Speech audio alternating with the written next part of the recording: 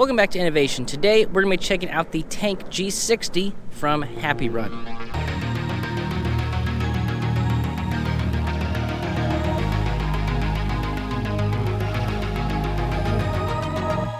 Now before we jump into the spec overview section, some of you have probably seen the prices online and probably wondering to yourself, why is this thing so cheap?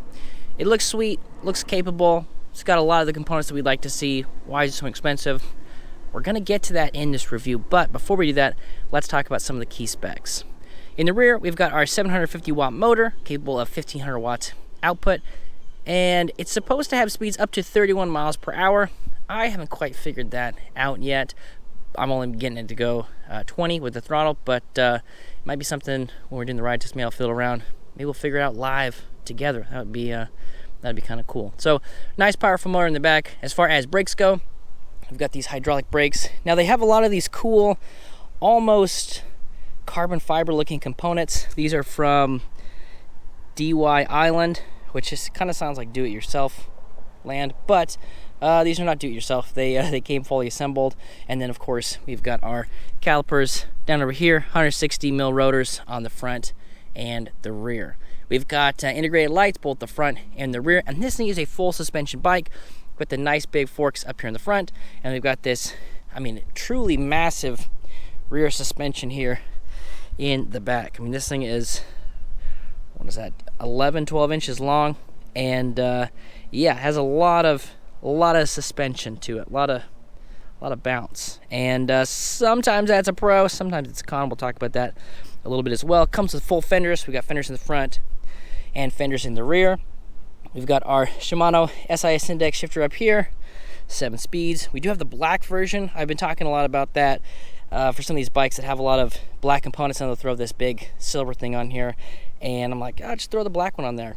Same thing. It just has a different color to it, and looks a little bit sleeker when you're kind of looking at the full package. Nice big banana seat here, and that is sort of the overview of the specs. We'll go ahead and dive into some of those in more detail right now. As I mentioned, we've got our 750 watt motor here in the rear. Now it is capable of 1500 watts output, and while that does sound like a lot, again, I'm not really getting that from the motor yet. So when you go in here, we can turn on the display, turn our key here, boom. You do have to have the key in here, which is something that a lot of e-bikes have sort of moved away from. And then we've got our S button, which is our speed, I guess. So it's in 3, and that's going to show us our 32 miles per hour there. But when I'm riding it, I'm not getting 32 miles out of it. Now I am 220, so maybe a little bit on the larger side. Definitely should be able to handle this bike, but just like I said, not really getting that from the ride experience. Maybe in some longer straightaways, we'll go over there when we can do the ride test and see if we can get those top speeds. But as far as the motor goes, decent as far as sound output, not terribly loud. Now we do have it built into these cool, mag wheels, which kind of gives it a cool vibe. Mag wheels a little bit heavier, but this bike I think weighs at about 75, 76 pounds. And so, throwing the mag wheels on there, it's not like it's taking it from, super lightweight to, sort of in the middle of the range. So not a big deal to throw it on here. This is not a bike that's going to be, a transport bike or anything like that. So, not necessarily a con, and it looks cool here, so I kind of like those. The battery we have up here, this little battery, got a little readout at the top so we can show us. We've got 4 out of 5 bars there, and this is removable, but it uses a different key. So this is something where you got to carry around 2 sets of keys, you got to get the other keys to take that off. So I probably would just have another key here, but then it kind of rattles around. So it's just, it's just one of those things. Find a good spot for your second key so you can remove the battery if you need to, or you're just keeping this at the house because you're just taking off to charge it, but you don't have to do that. The battery port is over here on this side. So boom, you just pop that out. You can charge it. You don't have to take it off the bike, which is pretty neat. So the battery here is, it works. It's got some decent range to it. We haven't done like a full range test on it. We don't have that sort of time around here. But so far I've been, riding around and doesn't seem to drain too much. But we are only getting those, 4 different levels up here on the screen. I think the frame rate's a little out of sync, but you can tell we're kind of getting that red line and then 2 green lines. Even though the battery's showing us a 4, So it's basically like, hey, you know, you're 3/4 full, which is more or less saying the same thing. We've also got a couple of cool safety features here. We can turn on our light with the light button, and then the light button will pop on here. So we get our light. Not terribly bright. This is sort of a mid-sized light. We've, you know, reviewed a few that are a lot bigger than this, and this sort of falls in the same category with some of those bikes where you've got a bigger light, bigger throw, kind of makes it seem a little bit dimmer, you know, just because, you know, the spread is a little bit wider, but not terrible for what you get here. Not too shabby at all. And in the back, when we turn our lights, then also going to turn on our tail light in the back, and we do have turn signals. So we can go ahead and hit that turn signal left. It's going to show us we're turning left. It's kind of got that cool do-do-do-do-do to it, which is nice. And while we're back here, we do have a spot to mount a license plate. If you wanted to put something, you know, a little vanity plate, e-bikes forever. I love e-bikes. Something fun like that, you could do that. Or if you live in a state where, for some reason, you know, you have to classify this and, you know, you want to put an actual tag on there, they do provide that option for you, which is pretty cool. So both those turn signals work. Now with this particular setup, you can turn both of them on at the same time. So if you just want, you know, some extra visibility, you can leave both those on, but you can use the, you know, the functionality here. And then if the brake light is not on because you don't have the lights on, you still get access to the turn signal. And then if we pull on the brakes, so, well, let me turn these off so you can see a little bit better. So if you pull on the brakes, you do have the brake light that stops on in there, which is nice. And if you turn the lights on, it's kind of its own light, kind of in the middle of those turn signals. So really a lot of good visibility as far as that stuff goes. No sidewall reflective stripes on here, which is something that we like to see. But we do have turn signals, the brake light, you know, pops on when you pull the brakes. So that is pretty cool to see on a bike like this, especially at the price point. Now, speaking of price point, we did talk a little bit about why is this thing so inexpensive compared to some of the other bikes that sort of have this form factor, power, and, you know, full suspension. The first thing that you'll notice, and this doesn't really come across any of the marketing material that I've seen online, is really just comes down to the frame. So if you look at some of these frame welds, there's either like incomplete welds or, you know, it's not very refined. There's a couple spots I feel like maybe they could get some robust welding in there, give us, you know, a little bit more security. Now, I'm not afraid this thing's going to come apart or anything like that. Just as a reviewer, when you're looking at this, attention to detail, there's some stuff missing here. There is a couple different, I mean, right here's a good example. So coming down here, I guess it's the seat stay portion of the bike. This side is level here, but sticks out about a 1/4 of an inch on this side, whereas on this side, it's pretty much flush. So some inconsistencies there. And then come around to the other side, kind of have some similar things down here where our suspension is welded to.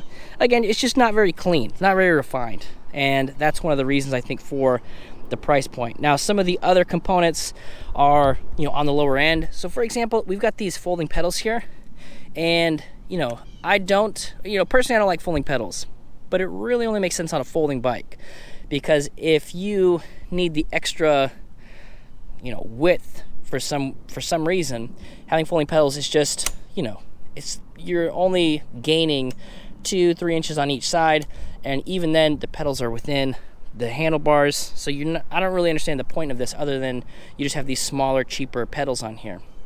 So there's things like that that sort of lend itself to like, oh, okay, I understand why it is a little bit of a lower price point.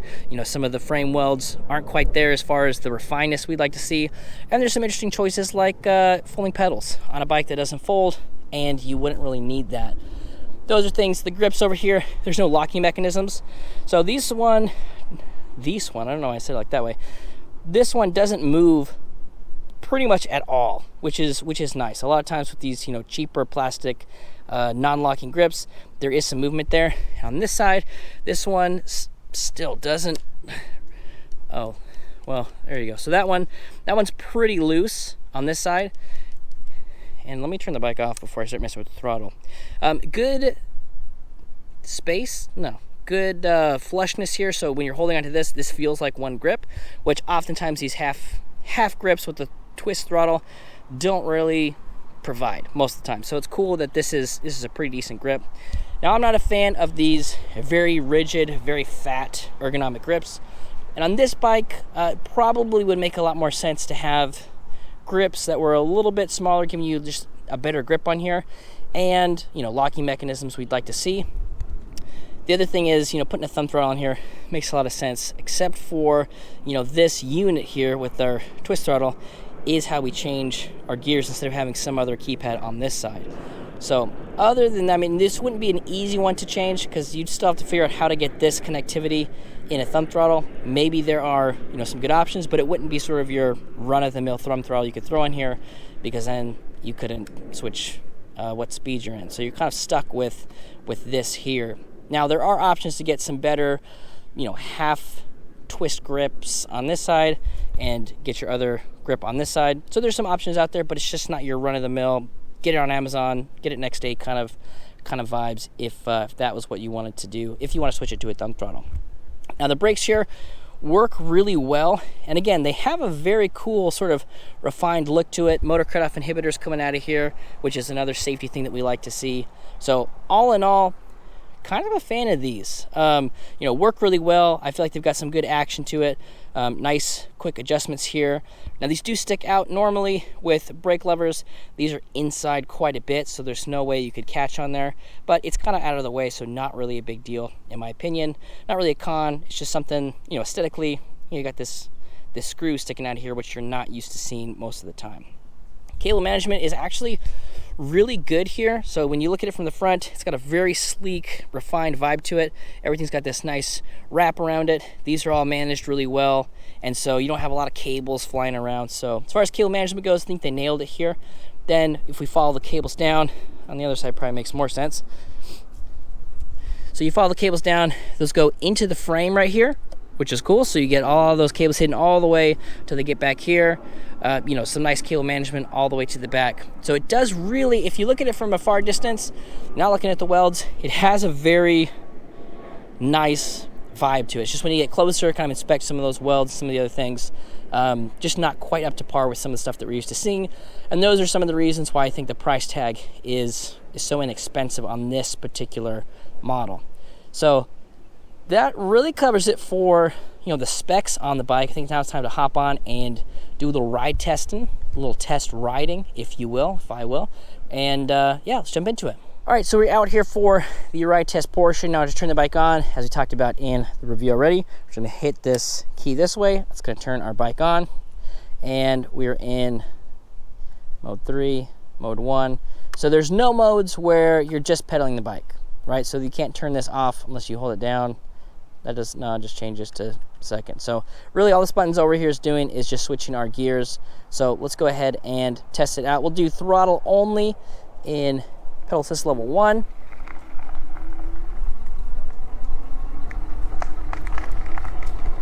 More of a nice, easy takeoff. Feels like it's capping out right around that 15 mile an hour mark. We'll go ahead and hit that S button. Try to bring the camera back just a smidge. Might as well turn around. Like I mentioned, excellent braking. Pretty big fan of the brakes. Now, see, the only thing that it just kind of gets me, like I want to sort of hit some jumps because it is full suspension. It's very cush as far as suspension goes. But those small little folding pedals, I just don't trust them. So if I was going to jump this thing, first thing I would do is swap it around so we have got some beefier pedals that you can sort of trust to do some of those jumps and have fun with that. Now, as far as the ride feel goes, kind of where my butt wants to sit on the saddle, because it does kind of slope up towards the back, it feels like the stack is a little small for me. So something to consider if you are a taller rider, this probably is not going to fit you very well. And the other thing is, the handlebars, they're back a little bit. I think aesthetically that looks kind of about what I've seen online, so I wanted to put it right about there. But you could also, bring that out a little bit, but you can adjust, the seat height. So me at 5'10", I'm probably about 2.5 inches away from having like a good pedal geometry, or a perfect pedal geometry, I would say. But if you're just gonna be, riding this bike around, most likely you're just gonna be screaming around on the throttle. 2's taking us up to that 22 mile an hour. Let's go ahead and bump it up into 3rd. And this should be getting to our top speed of 30-ish. Let's see how she does here. Yeah, I think I was only riding around on 2. Because, yeah, now I'm getting 26, 27, 28.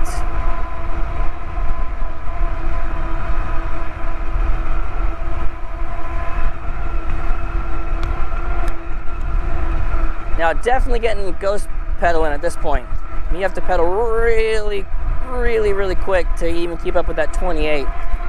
So this one, probably is going to be a throttle only for me.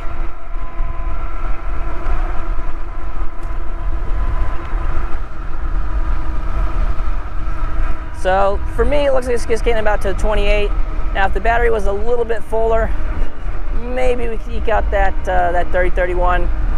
But seems like it's hitting that 30 mile an hour mark fairly easily. Now with the ride feel, we talked about the suspension is very cush, but you cannot adjust it. And so for me, that rear spring, it has a lot of kickback to it. So when you do compress it, it really kind of bucks you up a little bit, which, you know, might not be. And you see right there, like I hit the bottom of that, and it was boing, boing, boing. So not really a terrible thing, but if you're looking for something that's going to be like a nice, stable ride, this isn't that. I mean, it is comfortable, and definitely, you know, with those 20-inch tires, we got plenty of maneuverability here with this thing. Go ahead and do a brake test here. Why did that sound so loud? It was probably closer to 25 feet or so. But, you know, we got those, you know, fairly decent sized knobs on here. And we're going pretty fast. Let's try to do like a 15 mile an hour, see what that does. 15. Kind of control that a little bit more. And yeah, that's closer to 10 feet. And even in pedal assist level 3 here, still has a very, not a very torquey takeoff here, which, again, kind of based on the form factor and the aesthetics here, is interesting. You would think it would be a little bit quicker off the line. Another EV man over there. So let's go ahead and do a little bit of light off-roading here. Just taking it through the grass.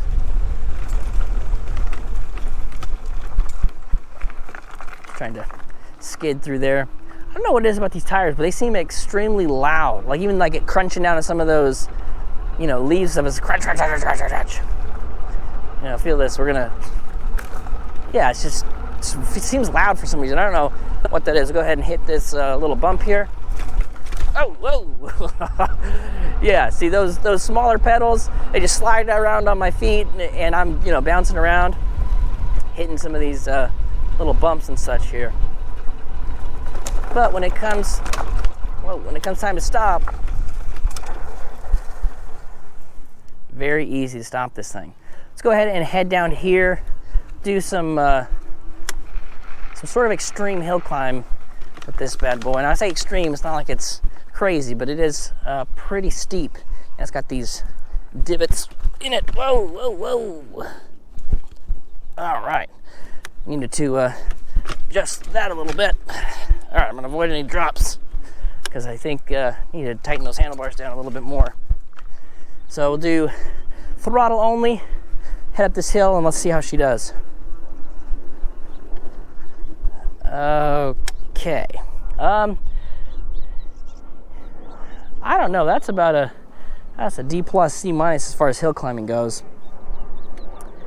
Again, not super torquey, and that's just one of those things where, I mean, it shifts well. That is nice. So, you know, pick a good angle. I mean, even at an angle, it is really struggling up even kind of the smallest incline here. So, hill climbing, not really for it, right? So if you're living in a spot where you gotta hit a bunch of hills, this would be tough. You know, it's a heavier bike, it's 75 pounds, and you have to be doing a lot of that work, I think, to get up any sort of real incline. Now I'm a little bit scared because I know those handlebars are loose. And that's my fault, right? So when I assembled it, probably didn't torque those down quite as much as I should have, so that is not a, that's no fault of the company's there. Why is it so windy? Like we're just going straight into a wind. I mean, even, you know, this kind of like breeze that came up, this thing is, yes, kind of struggling against the wind. And it does get a little squirrely, so I mean, like when I was doing it with one hand, it does start to get a little bit squirrely up there. And that just comes down to, you know, balance, geometry. The head tube angle is pretty much straight up and down, and I'll show you that. I'm not braking super hard because those handlebars. When you look at the geometry here, it seems like this whole bike is kind of leaning forward a little bit. Now, some of that might be, you know, the huge spring that you have in there, but part of it looks like these should be bigger tires. Like this is almost made to be, or the frame at least was designed for, you know, maybe a 24x4 or a 26x4 inch tire, because if you know, lifted this up, we would have a nice sort of stable frame, but that's me lifting the bike, you know, 4 inches in the air. So another possibility is, yeah, this is designed for, you know, larger tires, because the whole thing just kind of slants forward, which makes it seem a little bit more stacked. And like I said, like the comfortable position for my butt's right about here. So once you start going back, it slopes up quite a bit. So that is interesting. Or maybe even if the welds were kind of brought up a little bit higher, then we'd have more of a platform up here, but it doesn't really affect our head tube angle. Once that's sort of settled, it is what it is. So because we've got those fat tires, and you know, they are smaller at that 20x4 inch, you know, size and width, just give you all the dimensions there, it just feels like it's very upright, and it just makes it a little bit more unstable. So as soon as you start going down an incline, because I've hit those inclines we just did several times, and on this bike it feels steeper than most. And you know, anybody who's ridden, you know, mountain bikes, if you have something that has more of a straight up head tube angle versus something that has a slacker head tube angle, you know that those drops and those dips seem a lot bigger with a straight head tube. And again, hitting this wind, and it's really kind of slowing the bike down, which is interesting, hitting this little bump here. Gosh. Yeah, it's like sitting on a trampoline sometimes. So if you really were going, you know, 31 miles per hour, hitting even the, you know, some bumps like that, like you would really get a lot of bounce back from the rear spring. So does it make it comfortable? Yes. I mean, it feels like I'm, you know, riding on a bouncy cloud. But sometimes with that older suspension, where you think like, you know, not older, but something that's got like more of a feedback to it, feels more like an old car than you know, some of the newer suspensions that are out there. So just something to consider. It is fairly comfortable, but if you're any taller than 5'10", which is what I am, this would probably be a fairly uncomfortable ride. And even if I have my legs, you know, kind of level with the pedals, then kind of in a weird position where, I don't know, like I feel like I'm riding on you imagine like a witch riding on a broomstick. It's kind of what it feels. My feet are just real up high. But if you were a little bit shorter, maybe like 5'8", might be the sweet spot here. You know, still got plenty of leg to get up there, but once you're up here, you know, the stack won't be quite as stacked. And guys, I think that is going to do it for our review of the G60 tank from Happyrun. If you guys want to know more about them, I'll have a link to them down below. Again, really nice deal for the right person, and if you are really being budget conscious and you're looking for a bike that's kind of like this, a few modifications, this might be a pretty decent e-bike for you. So thank you guys so much for sticking around, and we'll catch you on the next one.